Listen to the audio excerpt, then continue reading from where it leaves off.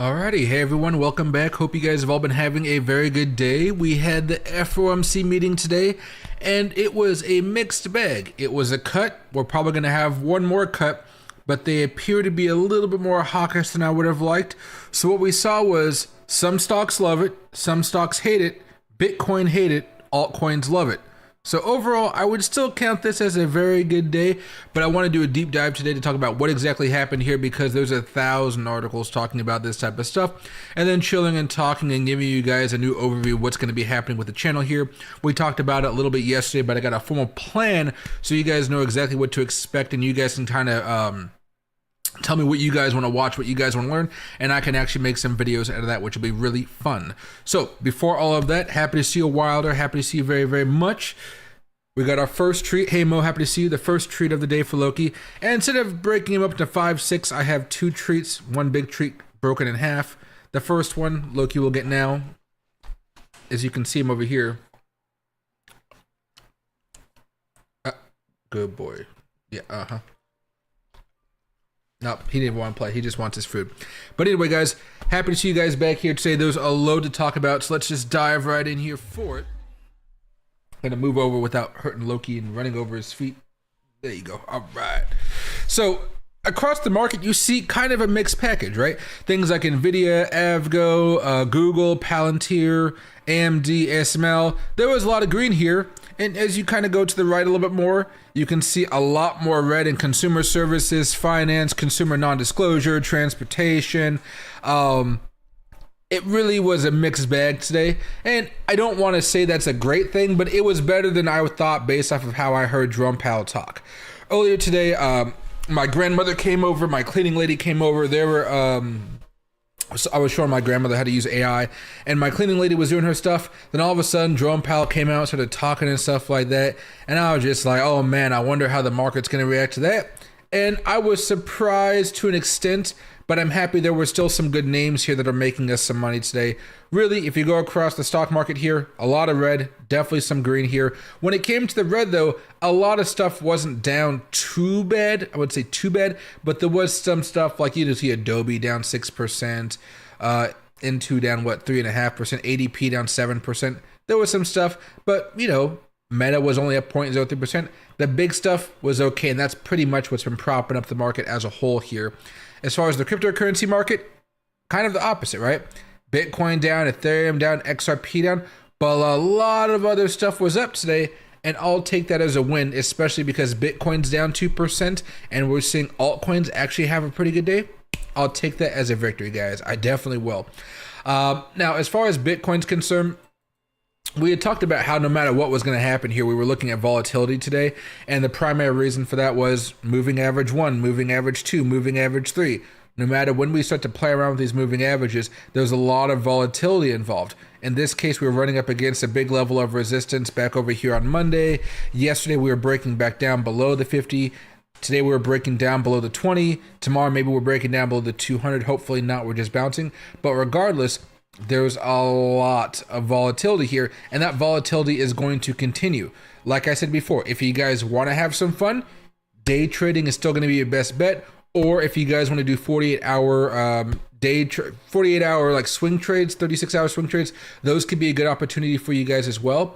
But pay attention, and I'm not going to say this over and over, we still are bearish on the weekly charts. So if you guys want to have an easy time of just buying and then watching your profits come in without having to worry about getting the best price, you guys will typically just wait for the MACD to get back up. You're not getting the best price, but you're going to buy with some confidence that it's going to go higher, and you're going to be able to make money off of that. You're going to buy with confidence that it's going to go up higher, and you're going to make money off of that. So that's the easy path if you guys are really pissed off with everything going on right now. You guys are still waiting, which is unfortunate, but it's just kind of the way we have to be. I heard that Michael Saylor predicted by year end Bitcoin is going to hit like around $150,000. It remains to be seen. It can definitely happen, but we need something to happen here to give us a big boost, because while Bitcoin on the weekly charts has been looking like this, all sideways and nasty, Dow Jones higher week over week, NASDAQ higher week over week, SPY higher week over week. Bitcoin is not doing what it needs to do in order to stay up with those major indexes, right? Now, despite Bitcoin doing that though, What was interesting is our portfolio went up today, just a little bit. Even though Bitcoin went down, our group portfolio safe went up. Our fart coin went up 9% today, which is still down 63. It's been a disaster. And the high risk ones are up around 2.6%, still down 30%. But you can see this monster move that actually happened following the rate cuts here. Now, am I diving into more altcoins? Am I buying more stuff right now? No. I just keep what I have. I'm not doubling down into anything right now. I'm just going to be patient and wait for this thing that's making me some money. But the overall portfolio down a little bit because obviously I'm very heavy into Bitcoin and Ethereum, and Bitcoin and Ethereum are down a little bit today, obviously. But, you know, it is what it is, right?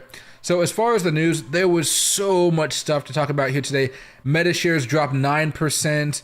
The Fed cuts rates again, but Powell raises doubts about easing at next meeting.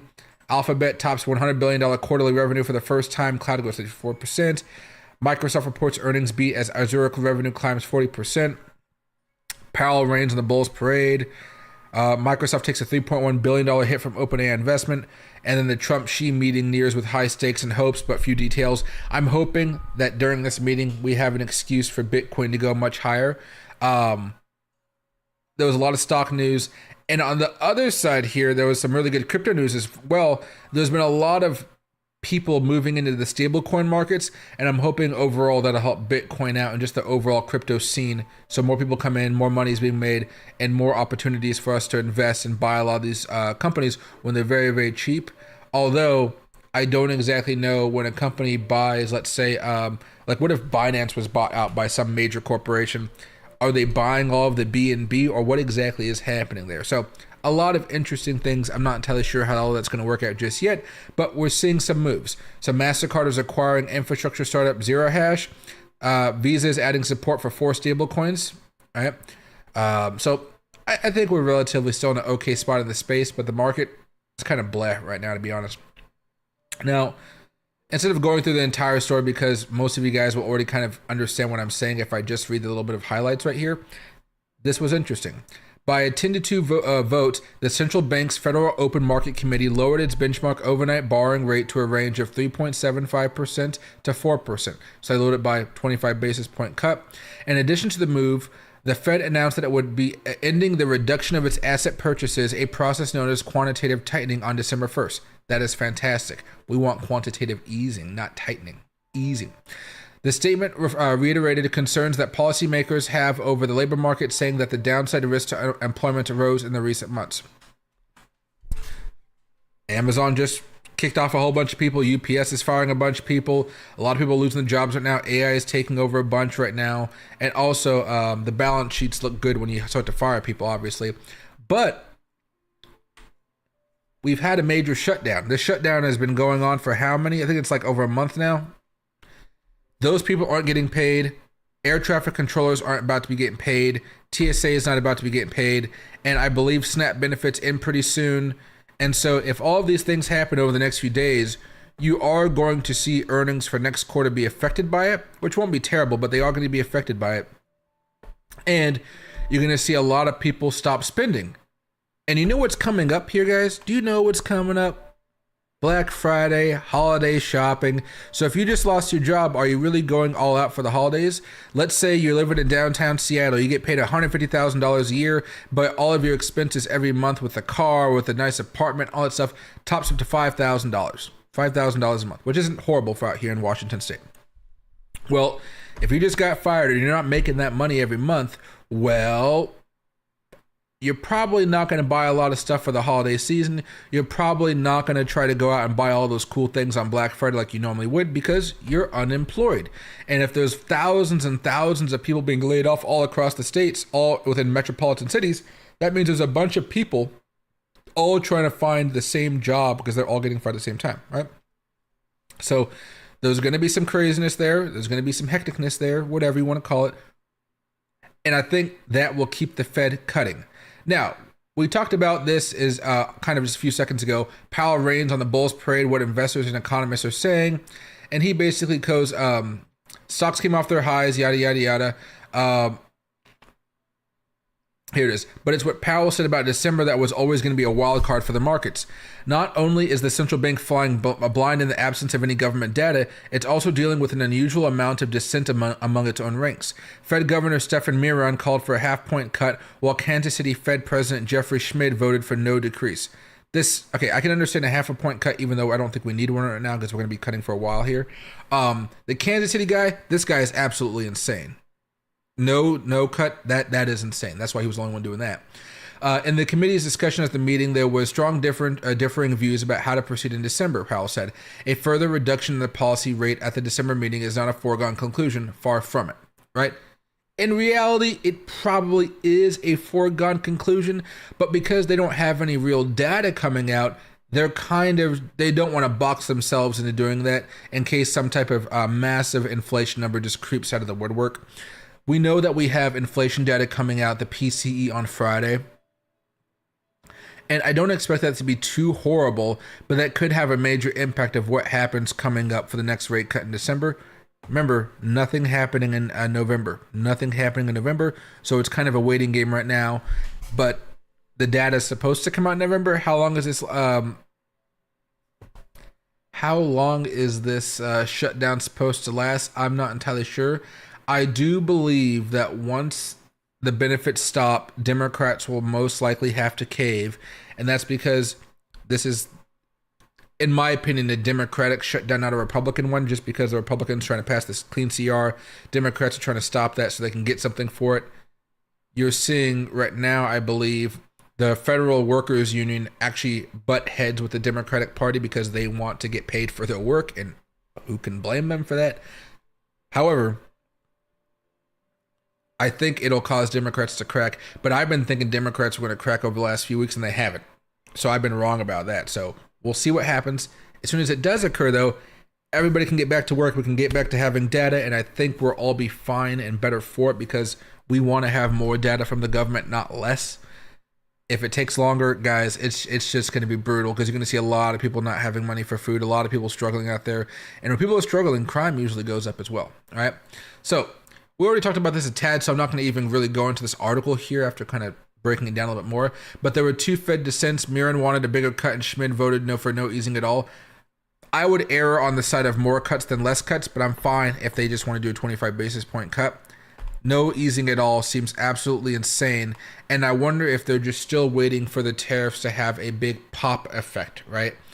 I just haven't seen that in the data. We've been gradually going up. That is true from the tariffs and inflation, so that gradually going up, but we're not seeing those massive spikes that everybody was, talking about. We just haven't seen them yet. Maybe it'll come in 2026 or something like that, but they've been crying that this stuff was supposed to start happening back in May, June? It's freaking almost November now, and we haven't seen those spikes. So they've been wrong so far. We'll have to see when they're just going to say, hey, we were wrong, but there's a lot of ego on Wall Street, as we've talked about many, many, many times before. Now moving over to some journal news. This was something I was shocked about. Meta shares dropped 9% despite earnings beat as company takes one-time tax charge. This is not what I don't know much about how this stuff works, but it was interesting, so I wanted just to read this to you guys very fast. Meta shares dropped as much as 9% after the company reported third quarter earnings on a Wednesday that beat on sales. Here's how the company did compared with the estimates from the analysis polled by LSEG. Earnings per share, 7.25 adjusted for 6.69 estimated. Revenue, $51.24 billion versus the $49.41 billion estimated. So they made more money and they had better earnings per share. Despite that, they came down hard. Meta said the implementation of the President Donald Trump's One Big Beautiful Bill Act resulted in a one-time non-cash income tax charge of $15.93 billion. The company said it expects the act to result in a significant reduction in its U.S. federal cash tax payments for the rest of 2025 and future years. The company's third quarter sales rose 26% year over year, 26% year over year, which is its highest revenue growth since the first quarter of 2024. Meta said that it expects fourth quarter revenue to be in the range of $56 billion to $59 billion. The midpoint of the range comes in above what was expected by analysts, according to Street Account. The company raised the low end of its total expenses for the year by $2 billion, saying its expenses will come in between $116 billion and $118 billion. Basically, they're making a lot of investments. They're doing some great work, but because this fell down so much, I almost kind of want to buy this and just kind of watch it bounce back up over the next couple weeks and then sell it for a quick pop. I'm almost thinking if I should be doing some options on this one. I think it could be very, very, very good for us here. So get ready for that if I do open up some options there. Alphabet tops $100 billion quarterly revenue for the first time. Cloud grows 34%. Companies overall, as far as the money, they are making a lot of money. The downside, as you just heard from the last one, was government taxes. It is what it is there. But really great money. 103 billion, 102 billion versus 99.89 billion estimated, $3.10 adjusted versus the 2.33 estimated. Everybody seems to be making money. The economy that's keeping the stock market afloat, that still seems to be doing overall pretty well. And it's all because of AI and tech. Everything else is kind of like a meh type of environment. And I guess we'll just have to take the meh as it comes across, but it's just going to be one of those things. It's going to be one of those things. The last story we're going to be talking about before we dive back into the markets here and just do some technical analysis and have some fun is the Microsoft takes the $3.1 billion hit from the OpenAI investment. I'm still surprised how much money they really are investing into AI. And I'm guessing because they probably have some type of calculation saying, hey, for every dollar we invest in AI, we're going to get $5 back. So let's just go all in. And let me just show you guys this very fast. Since first backing OpenAI in 2019, Microsoft has committed to invest $13 billion in the company, with $11.6 billion already funded at the end of September, according to a filing. The announcement comes a day after OpenAI announced that it completed a recapitalization, cementing its structure as a nonprofit with a controlling stake in its for-profit business. The nonprofit, now called OpenAI Foundation, holds an equity stake of around $130 billion in its nonprofit arm. In its for-profit arm, excuse me. So they have a for-profit part and a non-profit part. I think that was pretty cool. Just because now they can say we're non-profit. We're not looking making money, but they have a whole arm that's designed to make massive amounts of profit. And can you blame them? No, right? But the OpenAI Foundation will hold 26% stake in the for-profit, with 47% held by current and former employees and investors. So there are some people that have been working there for years, and they are making a shit ton of money right now. So as far as all that's concerned, guys, a lot of good news here today. I was really happy with everything overall, mostly because altcoins came up a little bit. You saw that Bitcoin dominance actually had a nice little dip, and it might even continue to go down. That's kind of what we've been looking for. Even if Bitcoin goes down a little bit like it has today, if we see Doge coming back up a little bit, if we see Trump and Melania coming back up a little bit, WIF coming back up a little bit, despite Bitcoin coming down, I'll take that as a win, specifically because I'm so profitable with Bitcoin. I'm not so profitable with my altcoins. I need my altcoins to make some larger moves. And across the board, you look above my head, there's a decent amount of green over there. 2%, 3%, 5%, 13%, 1%, down 2%, mixed bag, but overall it was actually a pretty good day. Now, before we start really just diving into this type of stuff and me talking about any tokens or stocks you guys want to talk about, little update about what I'm going to be doing with the channel here. Again, we had talked about this a little bit yesterday, but let me see if I can find out exactly where my pivot point was. There we go. So this is my new daily to-do list. I can zoom in a tad here. So with the new channels here, I'll be doing two different things. So channel 1, Michael Whitman. Channel 2, Rebel Economics. I think I'm going to stick with something like that. I don't know. I want to be fiery, right? I'm normally not that fiery guy. With that, I can be. So the goal is going to have 2 tutorials a day. This may go to 1 tutorial depending on how much stress it puts on me to do 2 tutorials a day. 4 shorts, live daily streams, the description, stuff like that. But basically a live stream, 4 short form videos, and 2 tutorials every day. I think it may have to be 1 tutorial a day. I'm just not entirely sure if YouTube will throttle my views if I'm putting too much stuff out there. But we're going to start with 2 tutorials a day for the first week and then kind of see how that goes. Now, channel 2, Rebel Economics. Sorry, I have trouble with my R's. Upload 4 videos, 6 to 10 minutes each. That's going to be the quartering style, like I told you guys yesterday, where I kind of rant about some type of economic topic, whether it be layoffs, Trump doing something stupid, Democrats doing something that affects the overall economy, Elon Musk doing something smart, stupid, whatever. That's going to be the focus of those videos. 4 shorts from here, do all that type of stuff, community post, and then kind of look over my analytics and stuff like that. And then here are the indicators I'm going to be doing videos on, the first, I think, 20 or 30 of them. And when I do them, basically the way it's going to work is this. So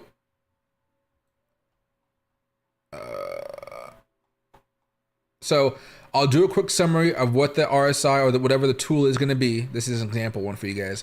What the RSI is, the different settings that are best used for day trading, swing trading, and long-term investing, and then the buy and sell triggers for that particular indicator. So like the RSI has the basic RSI rules, like the crossing above the 30 or below the 70. When you have a moving average, the bullish crossovers versus the bearish crossovers, the divergence strategy, and then the trend filter trick, which is mostly just like a momentum type of thing, which is the continuation trend. Momentum is how I characterize it. And then after that, I'll do a little shout out to an exchange that I work with, saying, hey, if you guys want to test this out, I'm partnering with this exchange right here. They'll give you $20 for signing up today. Thank you very much. If you want more videos, make sure to subscribe. Something like that, right? These videos will probably last anywhere from 8 to 15 minutes. I'm not trying to go really longer than that, but these are the first ones I'm going to be doing. RSI, well, same thing. Oh, this was here. So it's this list right here. This is something I just added before. MACD, Bollinger Band, stochastic, simple moving averages, exponential moving averages, average directional index, all this type of stuff. Working on all of that, giving you guys different settings, how to turn it up, the Williams %R, chalk and money flow index, standard deviation. We're doing a bunch of tutorials like that. And my hope is that it might not go viral on like the browsing page, but somebody will be searching for it. Whenever they search for it, they'll find my channel, which would be pretty good. And then I've worked in one last thing here. You guys know I have a teleprompter here. I don't really use it too much during the day. I kind of use it for notes and stuff that I have to kind of keep track of when I'm talking with you guys. But I'm going to be going with the standard openings or the hook ones. But I think it's probably going to be high-end, hook, or standard. But I'm kind of going with standard for now. Next week, I'll probably do the fast-paced, the high energy, and kind of see how I feel about it. But you see me kind of have it'll be the same type of intro most of the time. And then I'll make the video you guys will learn a little bit based on maybe something you guys haven't learned before or something like that. And then from there, I'm aiming for 2 a day for the first week. Then we're going to slow down and do 1 a day, probably Monday through Friday, with maybe some type of longer strategy on Saturdays. And then Sundays, no videos coming out. Except for members when they get that type of stuff, right? So overall, pretty good. I'm happy with what I came up with here. It's going to be a lot, but I don't think it's necessarily going to be very difficult. I believe each tutorial will take me about 45 minutes to make, like set up, make the video, cut the video up, all that type of stuff. I believe it'll be pretty easy for all of that. And I think what I'll do is I have Gling, and with Gling or Opus clip that I have as well, I use a bunch of my videos in here and I just cut off some of the stuff. I'll also use it to do short form content as well and cut up that way. So I should be able to get all that done. So 4 shorts, 2 tutorials. That's like 2 hours basically for that. About a half an hour for that, if that. Daily stream, it usually takes an hour of preparation to find all the stories I want to talk to you guys about, setting everything up, yada, yada, yada. And then that should be good for the day. Besides just kind of looking at stuff, I can do that on my phone anytime. Channel 2, this will be much more difficult for me since it's a channel that only has like 400, 500 subscribers. But 4 videos about me ranting throughout the day. They're probably going to be made the day before, to be honest. 4 uploaded shorts that I can take from those. Or I can just rant to my phone, like cutting a Joe Rogan video, cutting some type of video. And that's basically it, besides all the small little detailed stuff. So I should be good. What I'm doing tonight is, because I had the cleaning lady here, they were like all behind me and stuff. I couldn't be doing all that crap. 2 tutorials tonight, 4 shorts tonight. That'll take me about 3 hours of time here, max. Then later on tonight, I'll be doing a couple of these. These will be 6 to 10 minutes, so they'll probably take me about like 2 hours to do all of these. The shorts will be very easy, and I'll just start hammering away tomorrow, and then we'll be good to go. And then within these channel 1s and stuff, particularly channel 1 because there's memberships. There'll be extra stuff I do, but the member stuff is a little bit different. And for the streams, it won't be the same type of streaming every day. We'll be moving around a little bit, but you can expect that. Even so, you guys saw I now have the TradingView stock heat map up. That's going to be good, plus the Bitcoin one, plus the Bitcoin technicals. We can always go over the stock market technicals and stuff like that too. But I never like to focus on the indexes as much as just going over individual stocks and things like that. But you can see how they all look pretty much the same here. You know, a little bit depending on what you are. That's ConocoPhillips, that's oil. Oil hasn't been great, obviously. But lots of opportunities, I would say, right now. So you'll also see me do stuff like that. So not every stream will be just the news, then we kind of vibe for a little bit, then we kind of finish it off. So like maybe tomorrow we do a stream, we vibe for a little bit, and then we start doing some detailed technical analysis over our favorite stocks. Or what we'll do more likely is, remember I talked about going on to FinViz and just finding stocks that can do very, very well, or that are moving very well. We can start to make a list and start keeping track of that stuff, which will be pretty nice too. So I'm opening up my channel a little bit more, also splitting things up. So tutorials are only going to be on this channel, and all of my rant and news videos are going to be on the other channel. Surprisingly enough, I didn't get a lot of views from my last video, as I told you guys last night, but at least it got picked up a little bit yesterday. So it was going from like nothing, and all of a sudden it spiked up this morning, which is pretty cool. And right now it's up to 539 views, a lot more than normal. I'll take it as a victory. But yeah, so that's kind of the update for the channel. If you guys have any questions, anything like that, let me know. I am going to be doing this a little bit more often, and I think because I'm going to start talking about stuff I really want to talk about, like specific tokens, specific technical analysis, I'll be kind of going on these longer rants and stuff like that. I think that the stream average will start moving up to 2 to 3 hours a night. So I think that'll be good. That way I can like have more of a net to get new people that want to find a stream to look at in the later hours of the day, especially on the East Coast and kind of late afternoon on the West Coast. So I think we're setting up for like a really, really good little thing happening here.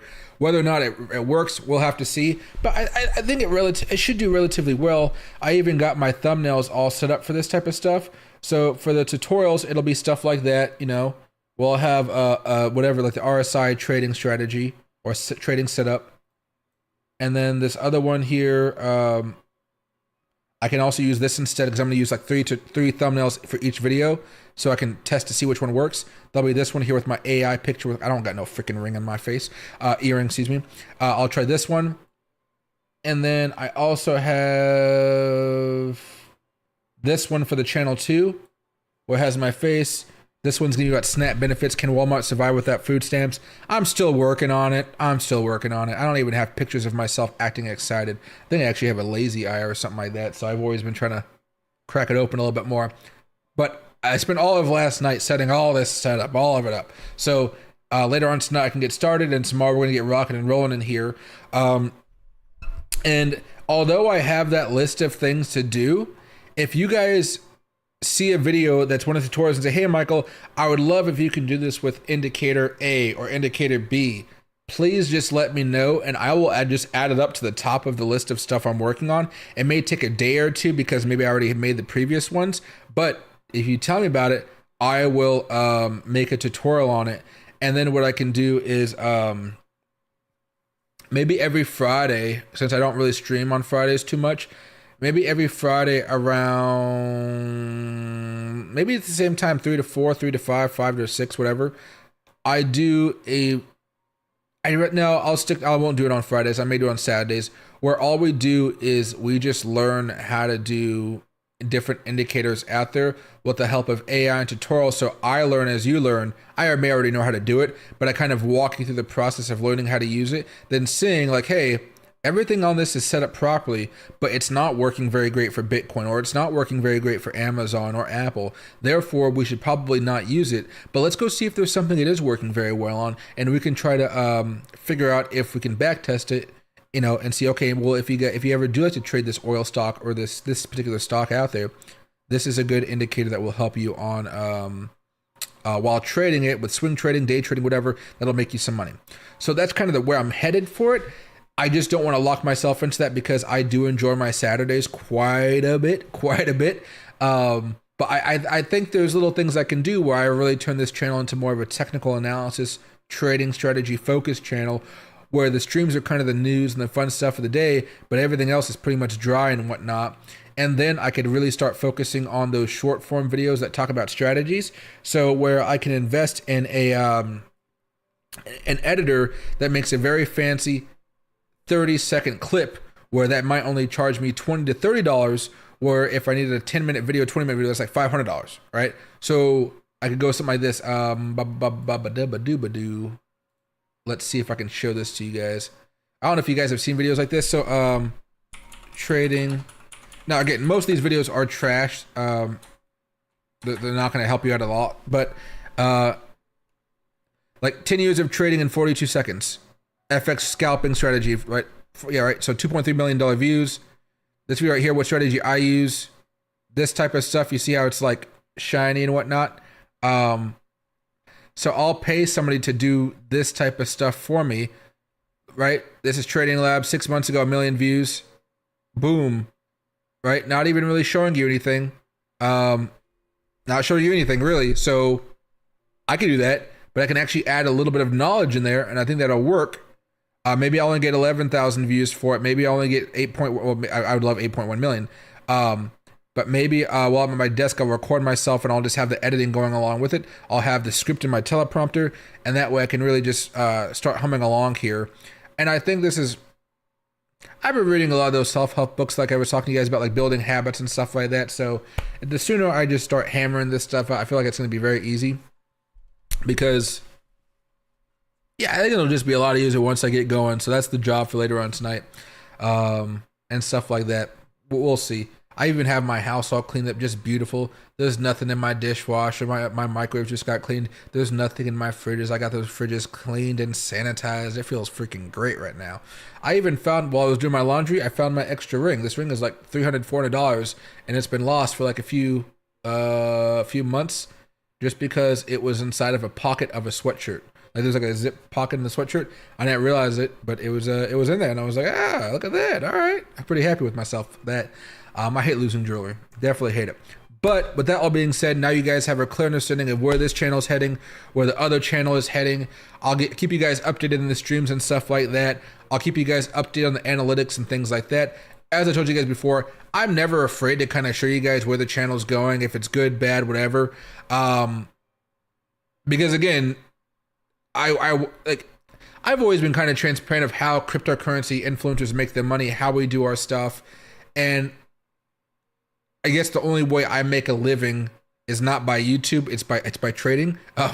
So I can't live off of YouTube, but there was a time where I could live off of YouTube, right? I think if you go back to the year, let's go to 01/2021, right?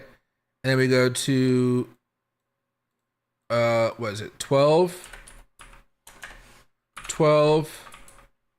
let's just go 28, 25, then 21. It's like basically 1 year, right? You know, that 1 year I made like $43,000. That wasn't too bad. But again, you know, that's a decent wage for somebody. I can't live off of that. I cannot live off of that. I used to work corporate, so I'm really bougie, I guess you would say.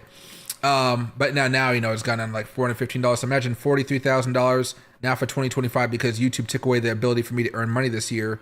I've only made $1,400, right? With more views than before, with more views than I had in the past, right? So YouTube got me good. YouTube got me really good this year.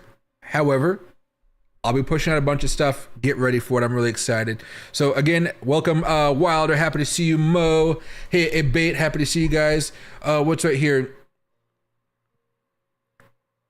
And hey, Larry, another hard day for the DJCO. I bought yesterday, 375 sold for 423, 46K profit. Ooh, nice. And hey, GT, happy to see my man. Powell cut, but was hawkish. Trump better get his deal done and zip it. Maybe we can run this into the holidays. Man, I hope so. I really do hope so. This has been really antagonizing for me, and I'm sure all of you guys, to watch Bitcoin do that. Even when we had hope, you know, it just got struck from us right at that big level of resistance. I really don't know what's fucking happening right now in terms of all that Trump stuff. But I'm hoping we can get it fixed up here before the holidays. Anyway, we got 2 more months left before the end of the year. I'm doing this because Loki's all wanting it. You want to be nice? Wait. Uh-huh. Got whisker in my mouth. But yeah, there we go. Yeah, there we go. Lucky move. Beth. I want to roll this back and not hit you. I do think there's a case we made that we can go higher. You know, we saw MicroStrategy dude, Michael Saylor, I don't know why I forgot his name. Michael Saylor, he said that we can reach 150,000. I don't know if they're actually just saying that to say it, but I do think Bitcoin is still bullish right now. My concern is that we're just running out of steam here. Typically, we still have a few weeks. So you guys know my rules here. They're not even rules. They're more of just patterns that I've noticed over time. We're pretty close to having a death cross here, but not so close. We're probably going to have some type of major move up in the next month or so, probably mid-November. And then from there, we can just start soaring up to the heavens of probably 140,000. That's where I plan on doing a massive sell-off of a lot of my assets here. But we still have to wait for this freaking MACD to turn green. I will say, by the time it turns green, it's nowhere near where we are right now. It'll probably turn green when Bitcoin's above like 120,000 or something like that. So again, that's to be said. But I'm selling a lot of my cryptocurrency the next rally that we have. And then if we have another one that goes until March, I'm selling like 90% of what's left. The rest of it can just sit there and wait for a little bit until we start to have like bearish signals that like, bearish weekly MACD crossovers, bearish moving averages on the 2050 for the weekly charts coming down, bearish monthly MACDs, like all that type of stuff. When that hits, I'm out. I'm going to wait. And I'm going to go right back into Bitcoin after we drop back down below the 150 weekly moving average or the 100 weekly moving average. I'll be buying. But for now, this bull market, it's been decent. I will say it's been decent for Bitcoin and the larger tokens out there. But for the small stuff, it's been pretty darn shitty. So I'm having to adjust in real time here, in order to make money. I guess I'm just really happy I didn't really go all in on the altcoins this cycle like I was originally going to. When you guys normally hear me talk about altcoins, you hear me say I'm putting $50 in that, $50 in that, maybe a couple $100 in here. If I realize I'm maybe $400. But like again, that only amounts to be like $5,000 to $10,000 worth of tokens. And with those tokens, again, that's $5,000 to $10,000. It's not like chump change, but $5,000 to $10,000. And close on the $10,000 side. And then by now that $10,000 for me is probably worth around like $6,000 right now on average. Now I've made some money back. Like I sold some Crow when it went up. I sold some XRP when it went up, so that was kind of good. I got into virtuals, which made me some money. And so technically it should be down like 60%, but because I sold out of some of those tokens that really bounced up high, I was okay with it. But you tackle on is that type of stuff, like my main portfolio, right? Because Solana saved my ass this cycle, because Ethereum did decent this cycle, I don't have to worry about that potential $10,000 of money being lost because Solana made me more than that, Bitcoin made me more than that, Dogecoin, this is still the Dogecoin from way back when, so it's a little bit different, but Ethereum has made me pretty much that, right? So I'm okay with it. My Matic has lost me money. My Tron has been doing okay. I didn't put much money into Tron, and I regret it because it went up 320%. It outpaced freaking Ethereum. I didn't think Ethereum was going to struggle this much this cycle, and it almost makes me question if I want to hold Ethereum the next cycle, the next bull market. I feel like maybe I should put my money into Tron or ADA or something like that. Well, no, ADA only went up like 34%. So, but maybe I just don't put as much money into Ethereum this next cycle, and maybe I put into Bitcoin because Bitcoin had treated me a lot better than Ethereum did. Just saying, all right? Bitcoin was better than Ethereum for me. Surprising. I would have thought Ethereum would have been performed a lot better. But yeah, I can definitely get what your point is saying right there. I don't know if Trump's going to be better. I don't know. At the end of the day, I'm still happy he's president over Kamala, specifically in the crypto field, because I would have hated if Gary Gensler became the head of the Treasury. Oh my God, it would have been horrible. But there's good sides, there's bad sides. And overall, I mean, we've made money in the market. That's not a terrible thing, but we could have made a lot more if he would have just shut his mouth. Let's say that. And hey, Lisa, happy to see you. Loki says hello.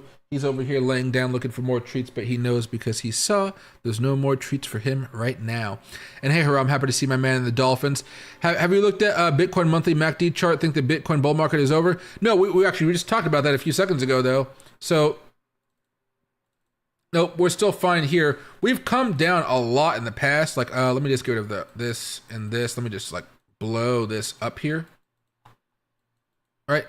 We've been here plenty of times before. Each time we have a little bit of divergence here. And you can actually see, no, it's not so much of a divergence now. You can see a little bit more of a divergence, I would say, over the last few years, or since January, basically, until now. We haven't crossed over yet. We've had moments where it looks like we may cross over, right? But we're not there yet. Last cycle, let's go back a little bit further in time. Even back over here, I know there was some COVID stuff, but we even had one bad month right there before we even took that massive rally. So it's not the end all be all, but if we do start to go negative, I'll be very pessimistic here, that's for sure. You can see we went negative back over here around January 2022 at $38,000. That was like half off the highs basically. So if the high is going to be 125,000 and we don't get that until like way down here, like, you know, that's $80,000 or it's me $60,000. Yeah, I'll be out well before that. I'm hoping that we can just kind of keep above that 20-month moving average here. I'd be very happy about that. That's another sign that we're getting very close to having a bear market right there when you break down below it. Sometimes, like COVID, it doesn't matter, but over here, oh God, just horrible. I'd like to stay above that. This is not creeping up as much though, not nearly as much. The 20 is all the way down here, like $86,000. We got a while, but I don't think the bull market's over just yet, or there's no data saying the bull market is over as of now. It's like there's warning signs, but we've had so many warning signs, like, oh my God, so many warning signs that I'm just like, I'll be patient. I'll wait it out. I'll see what happens. And so far, every time I've been patient, come on, there you go. Every time I've been patient, it's paid off. Even if it's been a long, horrible process, it's paid off to just wait. But that's why I've told you guys, my plan is to, next big rally that we do, I'm selling the majority of my stuff out at 140,000, selling a good chunk of it. And if we go up higher and there's like an altcoin season type of rally, I'll sell the rest of it right around there. If it goes up above 200,000 bucks, I'll miss out on some of the rallies, but I'll be day trading, I'll be swing trading, I'll still be making money off of it, but I'll be going off of my trading strategies with momentum and yada yada yada. But for now, yeah, you're just not happy with the market overall. It's just been like blah. Let alone there's just so much weird stuff going on. AI is saving the economy right now, which is interesting. At the same time, we're having a bunch of job losses. The federal governments and governments around the country aren't really going to be hiring as many people. And on top of all of that, like there's some geopolitics that can really spiral out of control, like America-China stuff. Hopefully they get together. Xi Jinping and Trump, lovers' quarrel will end. We'll be fine. But yeah, it's just so much weird stuff happening right now. What are you watching Game 5 of the World Series? I am not watching Game 5 of the World Series. I should watch it here. I'll probably watch it after the stream is over. It's been a good series so far, that's for sure. That long game, I gave up on it, though. I looked back like a couple hours after it was done. I was like, yep, that thing took a while. Just for them to lose the next game, too. I mean, I know everybody was tired the next day, though. I know everybody is still exhausted after that long game. But yeah, I've been enjoying it so far from what I've seen.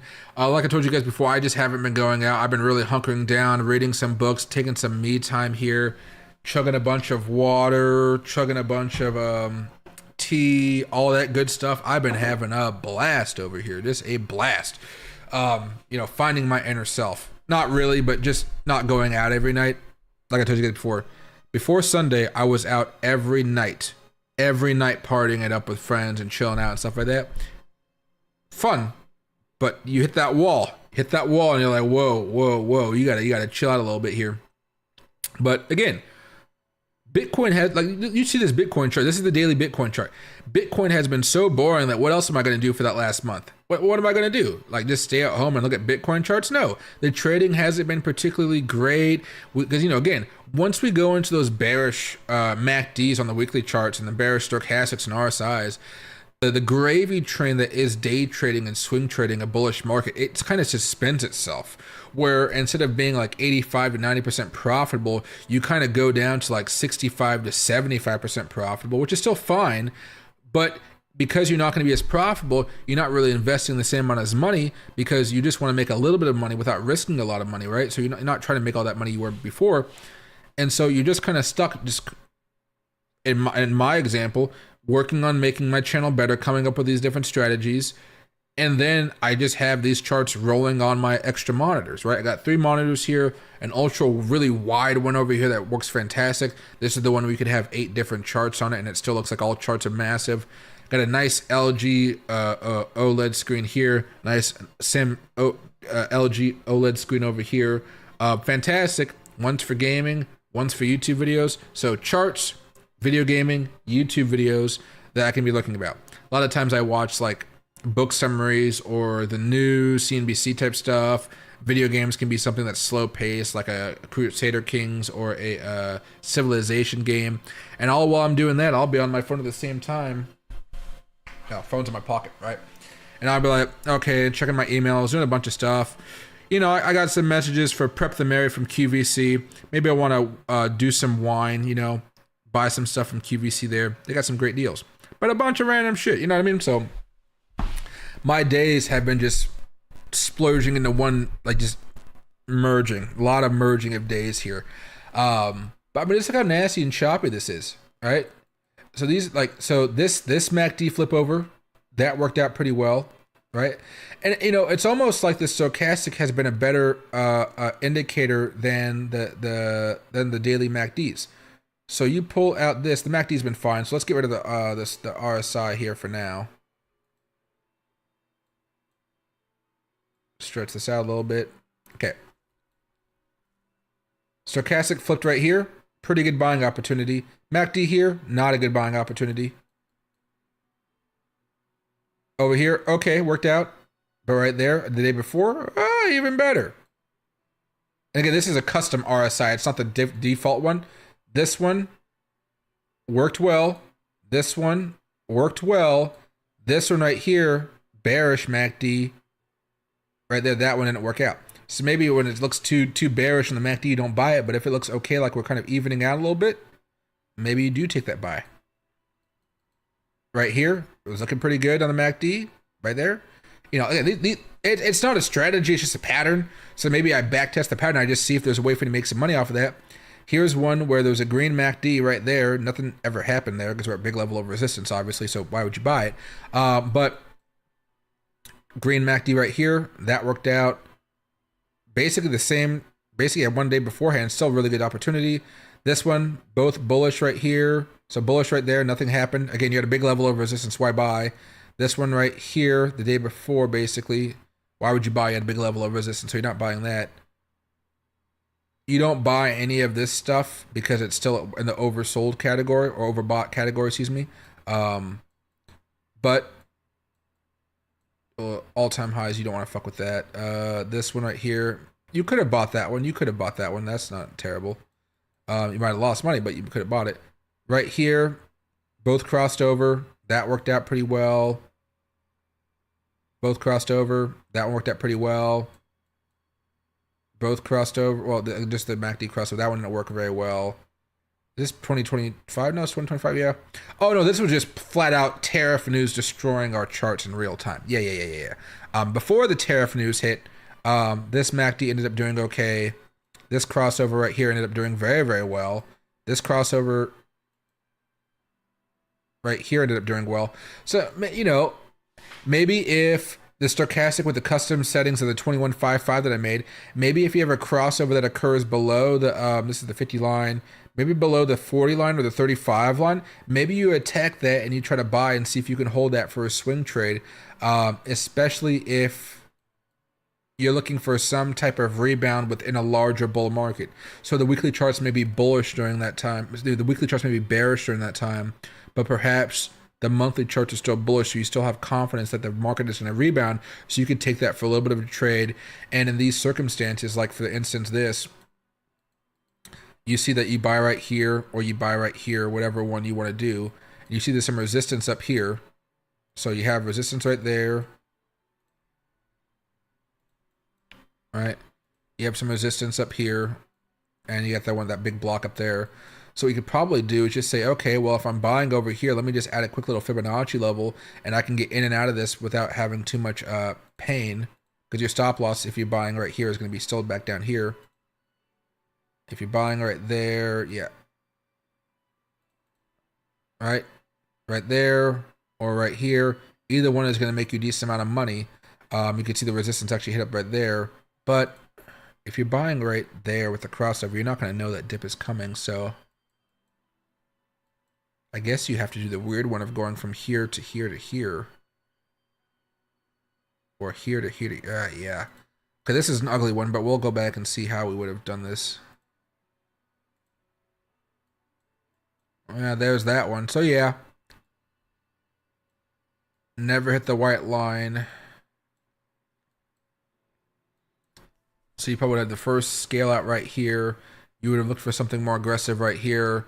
You probably would have taken your trailing stop loss though once you started breaking back down below this support. So in reality, you probably would have bought here or bought around here and sold a chunk of it over here and then sold the rest of it down here when it started to break down. That would have been interesting. But yeah, I mean, there's tons of different ways to play it. Don't get me wrong. But maybe I start doing some of that stuff with you guys as well.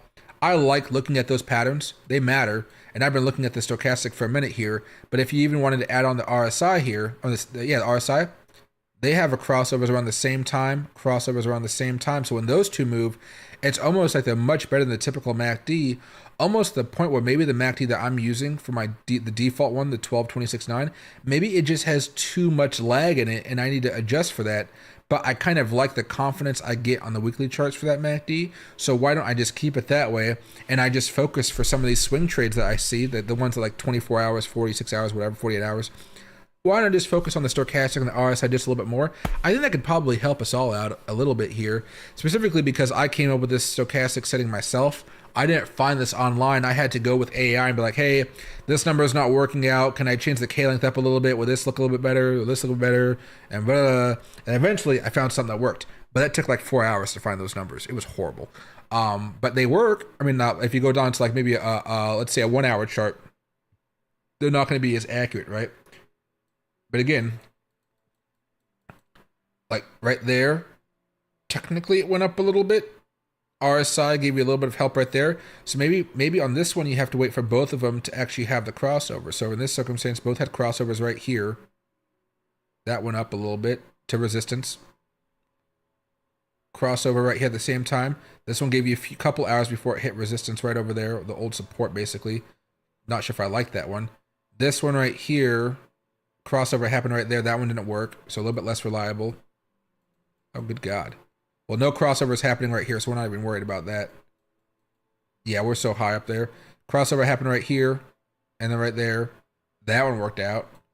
So maybe that's enough. Crossover happened right down here somewhere, or over here somewhere, below the 30 mark. This is at the 38 mark, so maybe I do a little bit different on the shorter time frames. But the MACD was red. It worked out. So even this one worked out. Crossover well above where I'd like to do it, but both crossovers right here, that worked out. Yeah, so I would say there's tons of different little patterns you can do, but that's where I'll work out and I'll do some of the, I'll find these patterns and I'll make strategy videos for you guys maybe every Saturday, just going after like, hey, on the daily charts, just use the stochastic with these settings and it'll change your life or something like that. Whatever, you know what I mean? And then I'll show you guys the back testing if you just buy when the crossovers happen. But I'll show the mentality of what those lines are telling you. What is the momentum telling you? What is the MACD actually telling you? What is the RSI actually telling you versus oversold versus overbought? All of that stuff should be able to help you out just a tad here, right? But yeah, I mean, yeah, it's such a crazy market because in a gravy train market, when everything is bullish, like the weekly charts are bullish, all of this hits so much easier. So when the market isn't just going bullish, there's so much extra work you got to do, and that's why you don't see too many people from 2021 and 2022 from the influencers that were teaching people how to trade. They made all their money in YouTube videos, not from actually trading, right? So it kind of there's a little bit of a difference there.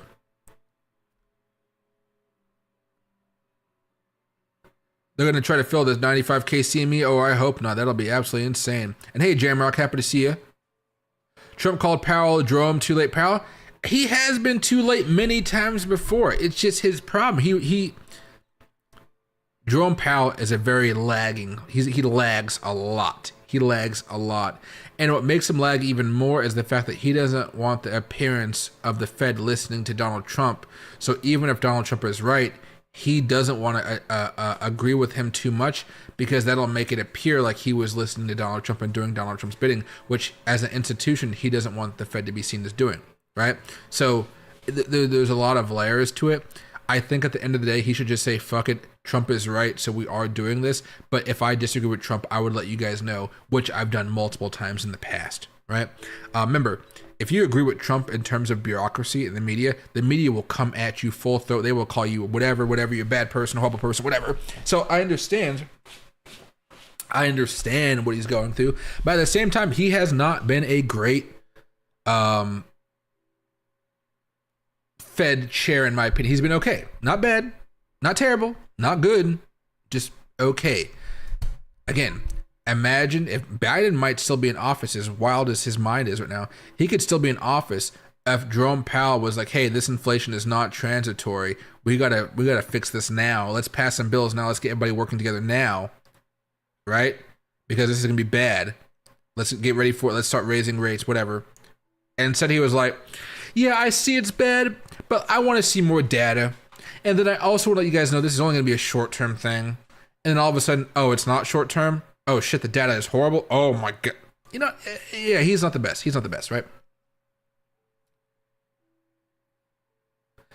They close the bar 7th inning, even if it goes to 8 innings, no like. Yeah, that I will actually, every time I see one inning like that, like the one in Seattle and the Blue Jays when we had the same thing, or the Brewers, whatever. Oh man, it was horrible. It was absolutely horrible. I was like, oh my God, can you imagine being stuck in that scene with no beer? It'd be horrible. Need to check out Trump's speeches in Japan and Korea. Trump talked about all the future of the USA. I hope he's able to implement what he wants. The new Prime Minister of Japan seems like she really wants to work with Trump, so that's going to be good. I think America and China will make it easy. We'll make some type of alliance in terms of trade, or an agreement, if you will. But I think America should start getting American businesses to invest in jobs that are not in Asia, but in fact they're in Latin America. I believe if we can get Latin America propped up and our money is going over there instead of Asia, I do believe they will have less of a need to migrate up here, which will solve a lot of our immigration issues. It'll be a lot cheaper to get those goods from there to here, whether it be roads, highways, planes, ships, whatever. It's a lot easier to send a ship. I love this song. I'm listening to classical anime music.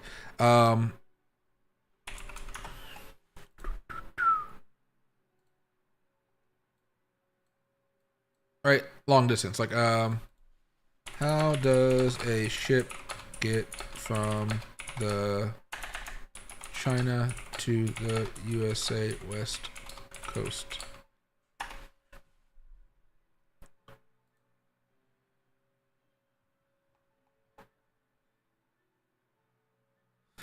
Takes about 12 to 15 days, main route, direct. Long Beach, 13 to 16 days, right? So it takes all those days, right? And the container type, it costs a certain amount of money, whatever. I wish I could see the route, though.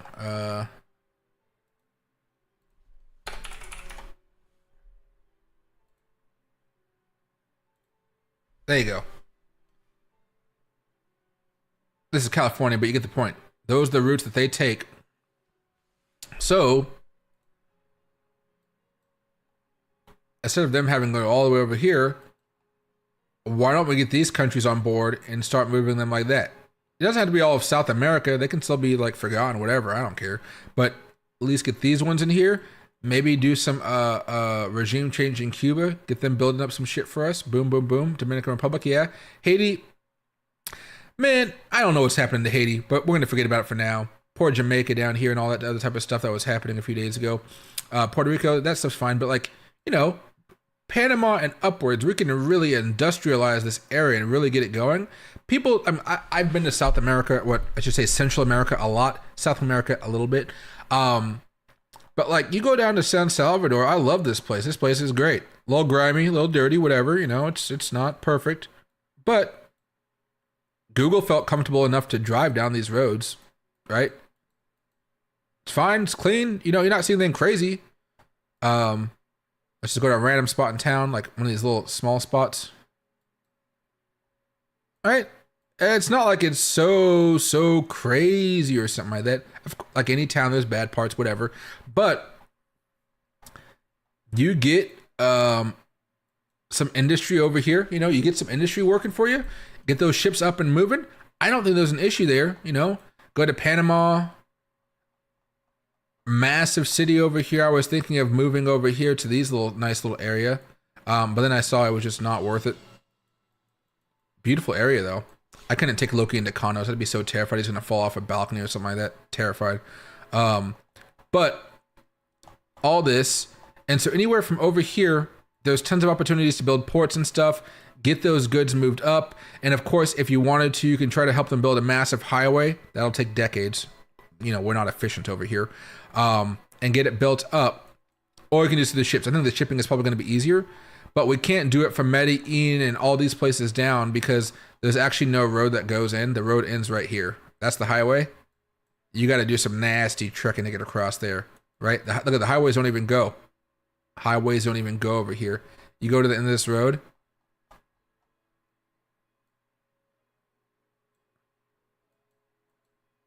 People come here just for the end of the road, and there's like a little tourist trap area.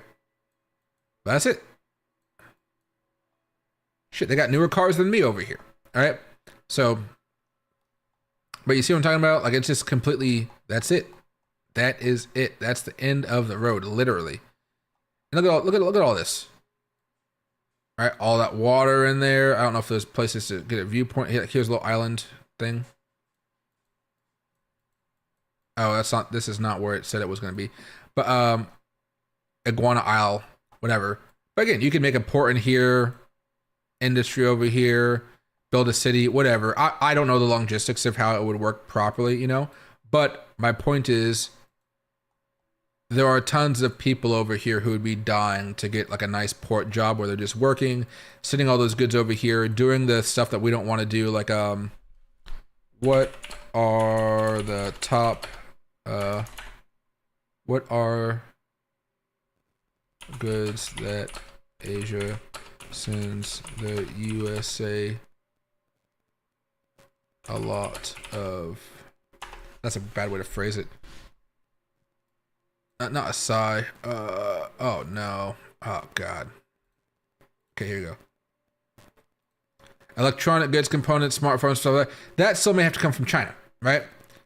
Semiconductors, yes. But I'm talking about like clothes and shit. This okay, it's not gonna be yeah. Furniture, bedding, toys, games, and plastics. Come on now, we can get all that stuff over here. And maybe that would like soften some of the relations with what we got. It's just a massive investment. And it would require a lot of American oversight. A lot of American oversight. Jeez, just look at this ground over here. What are they growing over here? That's what I want to know. It looks like a lot of iron. You know, that iron water? What is that? Yeah. But you guys get the point I'm trying to make, right? You guys get the point.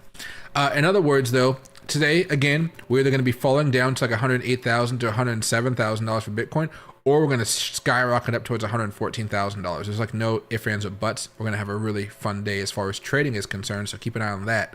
But yeah, right now, the way we're flipping over on the daily chart, it would suggest we're probably going to go on the bearish route, especially with the weekly chart bearish route, but I'm hoping I'm wrong there.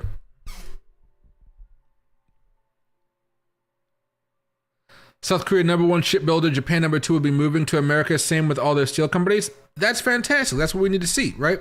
Trump is playing hardball with these countries because we do have the ability to play hardball.